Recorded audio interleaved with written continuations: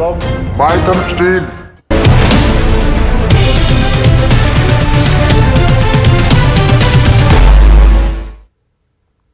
नमस्कार, खबर दोपहर में आपका स्वागत है। आपके साथ मैं हूं शिप्रा झा। पटना नगर निकाय चुनाव में जीते हुए प्रत्याशियों के नामों की घोषणा के बाद उन्हें प्रमाण पत्र दिया जा रहा है। पटना के जीते हुए वार्ड पार्षद प्रत्याशियों की खुशी देखते बन रही है। कोई पहली बार जीत दर्ज कर रहा है तो कोई किसी ने लगातार तीसरी बार जीत दर्ज की है। जीते हुए वार्ड पार्षद के समर्थक भी जोश में हैं। विजयी प्रत्याशियों से बात की न्यूज 18 संवाददाता रजनीश कुमार ने। पटना नगर निकाय चुनाव को लेकर लगातार मतगणना जारी है। इस बीच प्रत्याशियों की जीत की घोषणा भी हो रही है और सर्टिफिकेट भी दिया जा रहा है। तो देख सकते हैं कि पटना के जो वार्ड पार्षद बने हैं अब सर्टिफिकेट लेकर बाहर निकल रहे हैं। जरा बात करते हैं। गले में माला है और प्रत्याशी लगातार जयकारे लगा रहे हैं। कैसे वोट मिला, कितनी मेहनत करनी पड़ी बताइए। मेहनत तो बहुत की है। हम तो करेंगे, हमारी जीत नहीं है, मेरा जनता की जीत है। किस वार्ड से जीती हैं? 22 वार्ड से। नाम क्या हुआ आपका? मेरा अनीता देवी। क्या करेंगी अब जीत का मौका मिला? छोटा मोटा काम रह गया वो काम करेंगे और क्या करेंगे। छोटा मोटा रह गया। मेरा तो यही हमारा जीत नहीं, जनता की जीत तो मैं पहली बार जीती है? नहीं, दूसरा जीत है। अच्छा, दूसरे टर्म में है। दूसरे टर्म। अच्छा, वार्ड 22 से आप जीती हैं। क्या सब काम बचा हुआ है? थोड़ा बहुत नल जल वाला हम लोग का काम बच गया, वही काम अभी करके खत्म कर देंगे। पूरा कर देना। पूरा करना है। ऐसा नहीं है कि नहीं यार, थोड़ा वही नल जला लगा गया था कर लेंगे। आपका? मेरा अनीता देवी। अनीता देवी है, वार्ड 22 से जीती है और दूसरी बार जीत हासिल की है। क्या लग रहा है कि कैंडिडेट में था दम? एकदम था। हम लोग जान जीव दे करके कर दिए कि अनीता देवी जिंदाबाद होगा। बहुत काम किए, करेंगी। समर्थक लगातार जिंदाबाद का नारा लगा रहे हैं। पटना के बोरिंग रोड की तस्वीर दिखा रहे हैं कि 75 जो वार्ड है पटना का, उसी तरह से बारी बारी से प्रत्याशियों की जीत की घोषणा हो रही है और सर्टिफिकेट लेकर प्रत्याशी बाहर निकल रहे हैं। बड़ी भीड़ है, यानी यहाँ पर देख सकते हैं कि सुरक्षा कर्मियों के साथ साथ जो आम जनता है, जो समर्थक है, उनकी यहाँ पर काफी भीड़ है और लगातार जिंदाबाद के नारे लग रहे हैं। जिनकी हार हो रही है वो यहाँ से मायूस होकर जा रहे हैं, लेकिन जिनकी जीत होती है वो गले में माला डालकर बाहर निकल रहे हैं और निश्चित रूप से जो वादा किए थे वो निभाने की बात भी कह रहे हैं। और एक बड़ी चुनौती भी है कि जनता ने वोट दिया है तो हम जनता की उम्मीदों पर जरूर खड़े उतरें। कैमरामैन सुबोध के साथ रजनीश कुमार, न्यूज 18 पटना। पटना के डीएम और एसएसपी ने भी मतगणना केंद्र का जायजा लिया। डीएम ने शांतिपूर्ण तरीके से मतगणना का दावा किया है, साथ ही किसी भी गड़बड़ी को लेकर सख्ती से पेश आने की बात कही है।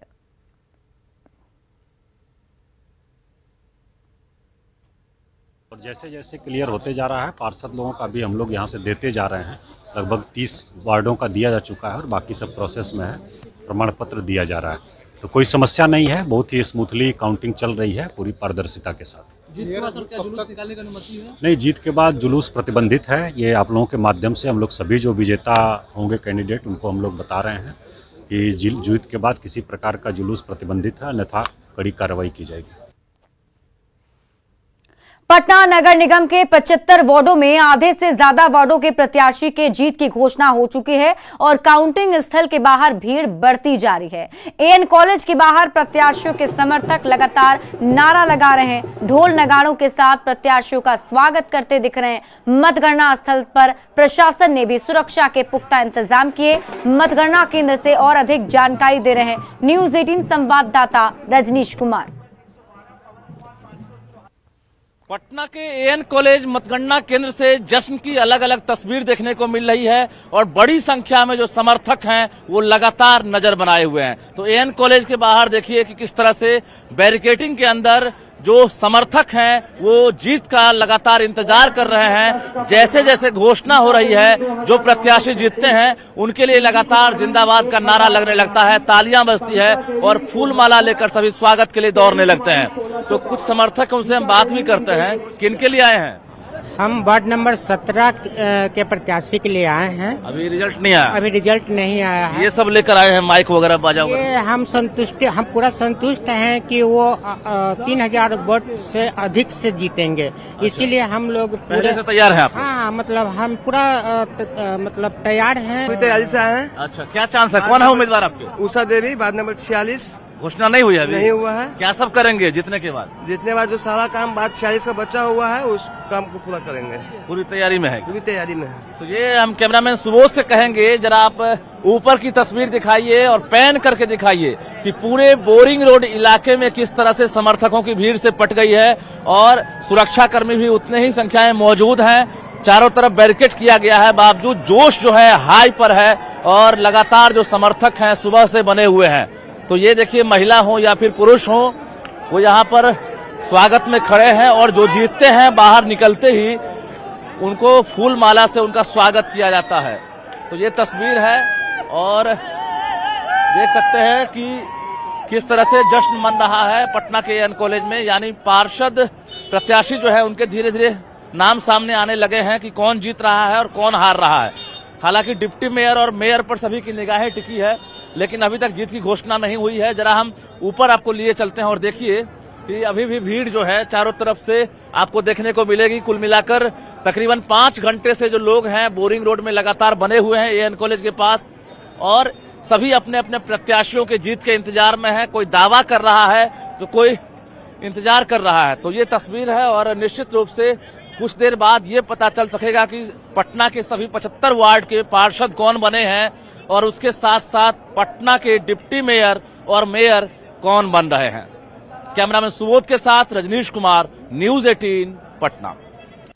और बड़ी खबर बगहा से है, जहां हीरा लाल राम नामक एक शख्स की संदिग्ध परिस्थिति में मौत हो गई। परिजनों ने शराब पीने से मौत का दावा किया। मामला लौकरिया थाना क्षेत्र के पिपरा धिरौली वार्ड नंबर 15 का है। लोगों ने यह भी दावा किया है कि इलाके में शराब की खुलेआम तस्करी होती है, लेकिन पुलिस प्रशासन पूरी स्थिति पर आंखें बंद किए रहता है। ऐसे में इस शख्स की मौत पर गंभीर सवाल खड़े होते हैं। लालच खातिर लोग शराब पीने कहाँ मिली थी शराब? यही गांव में मिली थी, पिपरा धिरौली में। यहाँ शराब बनती है, बिकती है? शराब यहाँ बहुत भारी मात्रा में बनती है। कैसे आपको जानकारी मिली, कब पिए थे शराब? प्रतिदिन लोग यहाँ पर पीता है, तो जानकारी इसमें का लेने की बात है। क्या चाहते हैं हम लोग चाहते हैं कि शराब बंदी है तो बंद कर दिया जाए। बोधगया में इन दिनों बौद्ध गुरु दलाई लामा का प्रवचन चल रहा है, जिसे सुनने के लिए बड़ी संख्या में विदेशों से भी बौद्ध धर्मावलंबी पहुंचे हैं। कालचक्र मैदान में चल रही दलाई लामा की टीचिंग में करीब 70 से 80 हजार श्रद्धालु शामिल हो रहे हैं। बौद्ध धर्म गुरु दलाई लामा ने चीन से सहानुभूति जताई। उन्होंने कहा कि चीन मुश्किल समय में आ गया है। साथ ही उन्होंने विश्व के परमाणु रहित होने की बात भी कही। टीचिंग कार्यक्रम के दौरान दलाई लामा ने विश्व के परमाणु रहित होने और कोरोना पीड़ितों के लिए प्रार्थना भी की। वहीं सीएम नीतीश कुमार भी बोधगया पहुंचकर दलाई लामा से मुलाकात की।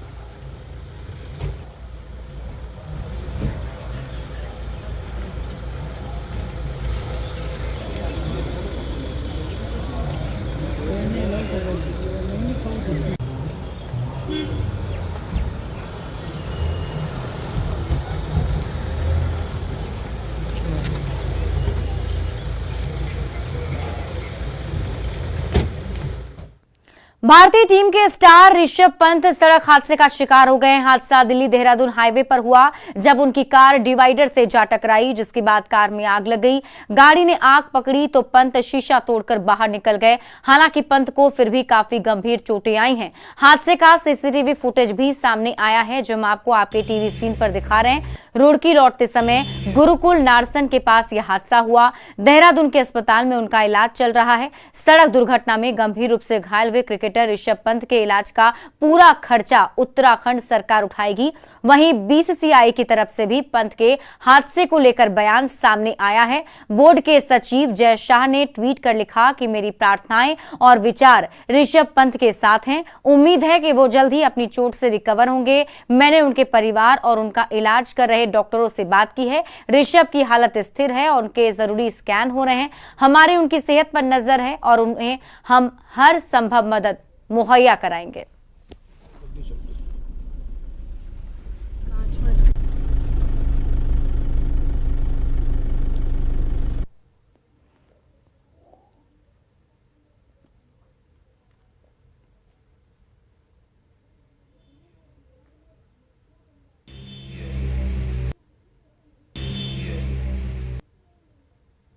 अब रुड़की के पास हम मौजूद हैं जहां पर ऋषभ पंत की कार का एक्सीडेंट हुआ, लेकिन मैं तस्वीरें आपको उस गाड़ी की दिखा रही हूं जिसे चला रहे थे ऋषभ पंत। ये गाड़ी के हालात देखकर आप समझिए कि किस तरीके से गाड़ी जो है वो जली हुई अवस्था में आपको नजर आ रही है। कोई इस गाड़ी को बाहर से देखकर नहीं बता सकता कि ये कौन सी गाड़ी रही होगी। ये एक बहुत बड़े ब्रांड की बहुत सेफ्टी प्रॉमिस करने वाली गाड़ी जिसकी तस्वीरें फिलहाल हम आपको दिखा रहे हैं। ये आप देखें कि आगे के डंपर को फिलहाल आप देख रहे हैं जो पूरी तरीके से जल गया है और अभी जहां हम खड़े हैं अभी भी यहां से जलने की बदबू आ रही है। ये घटना सुबह 5:30 बजे की है और उसके बाद की तस्वीरें हम आपको दिखा रहे हैं। देखिए ये पर्पल कलर की गाड़ी जो ऋषभ पंत ने खरीदी थी उसका अब ये गाड़ी का क्या हिस्सा है क्या वो केवल आपको यहीं से समझ आएगा। ये देखें आप तस्वीर आपको अंदर जो कलर नजर आ रहा है सिर्फ वही डिटेक्ट कर रहा है कि कौन सी ये गाड़ी थी जो ऋषभ पंत की थी। ये मैं एक तस्वीर आपको पहले तो अपने फोन के माध्यम से दिखाऊं। ये ऋषभ पंत की तस्वीर देखिए, मैं जरा जूम करके दिखाती हूँ। ये कौन सी गाड़ी, ये गाड़ी जो आपको फिलहाल तस्वीर में नजर आ रही है ये गाड़ी आप देखें, यही गाड़ी की तस्वीर मैं आपको अब दिखा रही हूँ जो जली हुई गाड़ी आपको नजर आ रही है। ये ऋषभ पंत है अपनी गाड़ी के साथ और यहाँ केवल ये एक पर्पल हिस्सा है जिससे मालूम चल रहा है कि ये वही गाड़ी थी, वरना इसमें कोई भी ऐसी चीज साबुत नहीं बची है, बिना जले नहीं बची जिससे आप अंदाजा लगा सके। आप देखिए कि सीट कवर्स जो सीट्स में लगे रहते हैं वो किस तरीके से पूरे गायब है, सिर्फ खांचे नजर आ रहे हैं। पर आगे के हिस्से का हाल देखिए। देखिए ये जो गाड़ियां होती हैं, ये जो इतनी महंगी इतने बड़े ब्रांड की गाड़ियां होती हैं, ये आपको एयर बलून्स देती है जो आपकी सेफ्टी के लिए होते हैं, जो आपकी सीट्स पे लगे रहते हैं, जहां पर आपका स्टीयरिंग रहता है। मुझे यहाँ स्टीयरिंग ढूंढ कर भी फिलहाल नहीं मिल रहा है। ये वो जगह है जहां पर यहाँ पर स्टीयरिंग कहीं पर प्लेस होना चाहिए था और यहाँ स्टीयरिंग दिख भी नहीं रहा है क्योंकि जलकर टूटकर ये पूरा यहाँ पर सिर्फ कबाड़ ही कबाड़ गाड़ी के अंदर नजर आ रहा है। आप देखें कि दोनों सीट्स के सिर्फ जो हिस्से हैं, जो आयरन के लगे हुए खांचे हैं, सिर्फ वो नजर आ रहे हैं और गाड़ी में कुछ भी नजर नहीं आ रहा। राख हो रही है गाड़ी।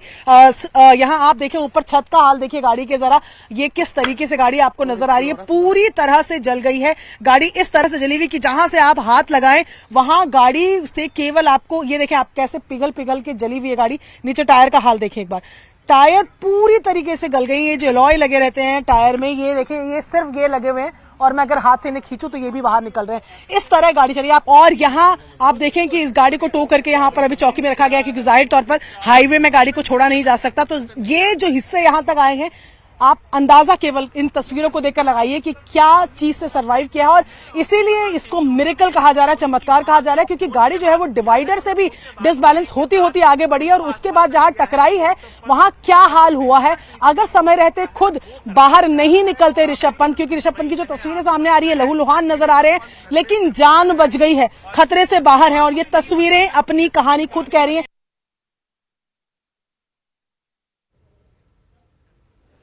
प्रधानमंत्री नरेंद्र मोदी ने वीडियो कॉन्फ्रेंसिंग के माध्यम से कोलकाता में वंदे भारत ट्रेन को हरी झंडी दिखाकर देश को समर्पित किया।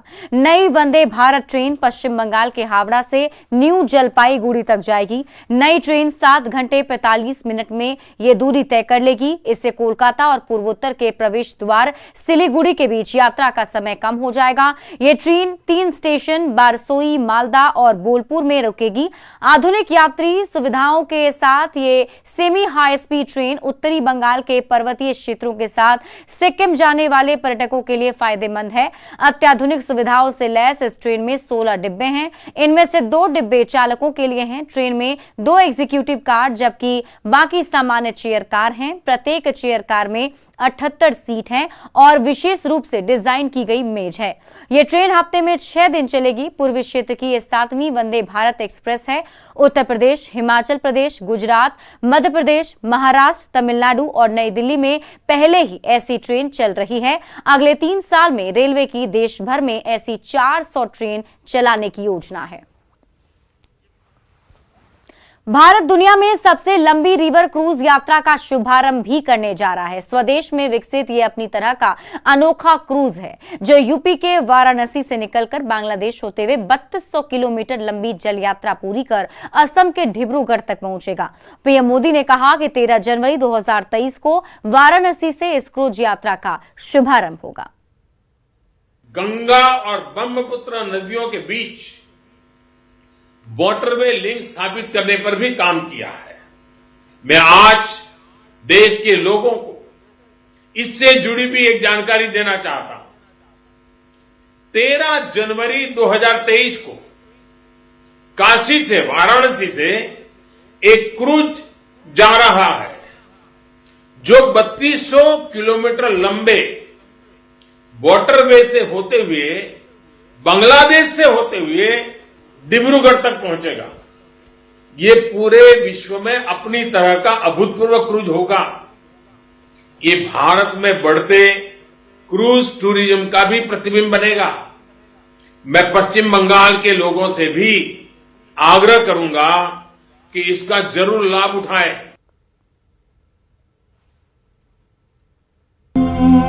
बर्तन साफ करना, पानी भरना, मजदूरी कर रहा।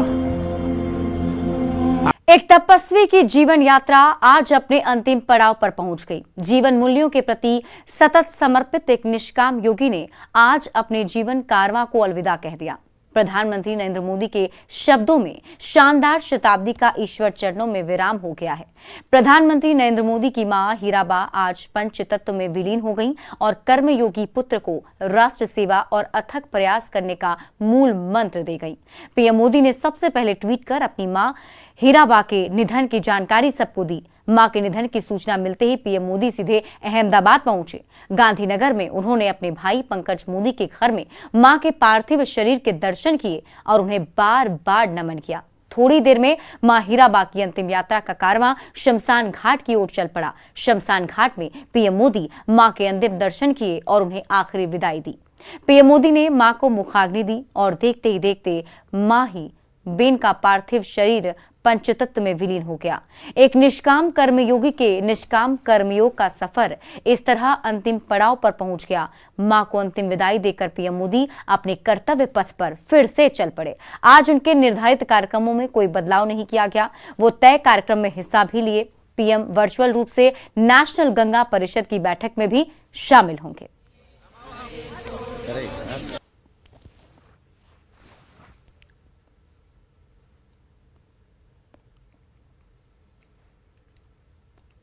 और अब हम आपको मां हीराबा की अंतिम यात्रा की तस्वीरें दिखाते हैं।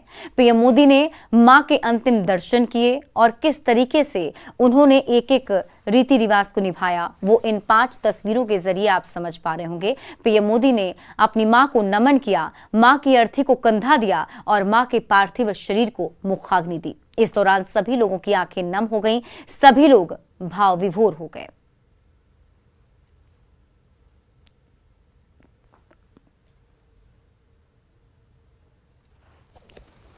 और ये 5 तस्वीर आप देख रहे हैं जिसमें देखिए प्रधानमंत्री नरेंद्र मोदी जैसे ही अहमदाबाद पहुंचे, सबसे पहले उस घर में पहुंचे जहां उनके भाई के घर में मां का पार्थिव शरीर रखा गया था। वहां पहुंचकर उन्होंने पहले पुष्पांजलि अर्पित की, झुककर उन्हें प्रणाम किया और ये कहीं ना कहीं एक अंतिम प्रणाम, एक अंतिम विदाई थी अपनी मां के लिए। और उसके बाद फिर मां के आखिरी दर्शन करने के बाद मां की अर्थी को उन्होंने कंधा भी दिया और फिर मुखाग्नि दी। सीएम नीतीश कुमार ने मां हीराबा के निधन पर भी दुख जताया है। उन्होंने ट्वीट कर लिखा, माननीय प्रधानमंत्री श्री नरेंद्र मोदी जी की मां श्रीमती हीराबेन जी का निधन दुखद है। मां का निधन असहनीय और अपूरणीय क्षति होता है। मां का स्थान दुनिया में कोई नहीं ले सकता। दिवंगत आत्मा के चिर शांति तथा प्रधानमंत्री श्री नरेंद्र मोदी जी एवं उनके परिजनों को दुख की इस घड़ी में धैर्य धारण करने की शक्ति प्रदान करने की ईश्वर से प्रार्थना है। बर्तन साफ करना, पानी भरना, मजदूरी कर रहा। आप कल्पना कर सकते हैं कि एक मां ने गूगल इंडिया ने न्यूज 18 नेटवर्क के साथ ऑनलाइन लेन देन और घोटालों को लेकर जागरूकता बढ़ाने के लिए हाथ मिलाया है। सरकार और बैंकों के साथ साथ गूगल भी ऑनलाइन फ्रॉड से सावधान करने वाले संदेशों को लगातार भेजती रहती है। हालांकि बहुत से लोगों तक ये संदेश नहीं पहुंच पाते हैं और वो मुसीबत में पड़ जाते हैं। आइए सतर्क रहने और ठगे जाने से बचने के लिए अगली कहानी में जानते हैं कैसे सुचित्रा से अकाउंट से 70,000 रुपए निकाल लिए गए। गूगल के साथ सुरक्षित रहिए न्यूज 18 नेटवर्क की साझेदारी में। मुझे विदेश में अपने परिवार को एक पार्सल कुरियर करना था। मैंने इंटरनेट पे देखा, कुछ नंबर मिले और मैंने लीडिंग कुरियर सर्विस प्रोवाइडर को कॉल किया। उस दिन किसी ने कॉल नहीं उठाया और अगले दिन उसी नंबर से मुझे कॉल आया। मेरे कुछ सवाल थे, उसने उन सभी का जवाब दिया। बाद में उसने कहा कि मुझे 10 रुपए कंफर्मेशन चार्ज देना होगा, जो मुझे थोड़ा अजीब लगा। पर जब मैंने लिंक पर क्लिक किया, एक फॉर्म खुला और मुझे हूबहू सर्विस प्रोवाइडर की वेबसाइट जैसा ही एक क्लोन वेबसाइट दिखा। पर ये मुझे बहुत बाद में पता चला। मैंने अमाउंट ट्रांसफर किया। मुझे पिन एंटर करने के लिए कहा गया था। एक चीज मैंने नोटिस की कि मैंने पिन नंबर जब डाला तो वो छुपाया नहीं गया था। उस पल मुझे लगा कि ये कुछ ठीक नहीं है। जैसे ही मैंने अपने ट्रांजैक्शन खत्म किया, मुझे एक के बाद एक मेरे बैंक से मैसेज मिलने लगे कि मेरे अकाउंट से 10,000 रुपए कटे गए। मैंने तुरंत अपने सारे पैसे दूसरे अकाउंट में निकाल दिए। 10,000 अमाउंट के 6 ट्रांजैक्शन पहले ही हो चुके थे। मैं तुरंत ही लोकल पुलिस के पास गई, एक FIR लिखवाई और मैं आपको ये सब इसीलिए बता रही हूँ क्योंकि मैं नहीं चाहती कि आप भी ऐसे ही गड्ढे में गिरे। गूगल के साथ सुरक्षित रहिए न्यूज 18 नेटवर्क की साझेदारी में। और फिलहाल इस बुलेटिन में अभी के लिए बस इतना ही। आप देखते रहिए न्यूज 18 बिहार झारखंड।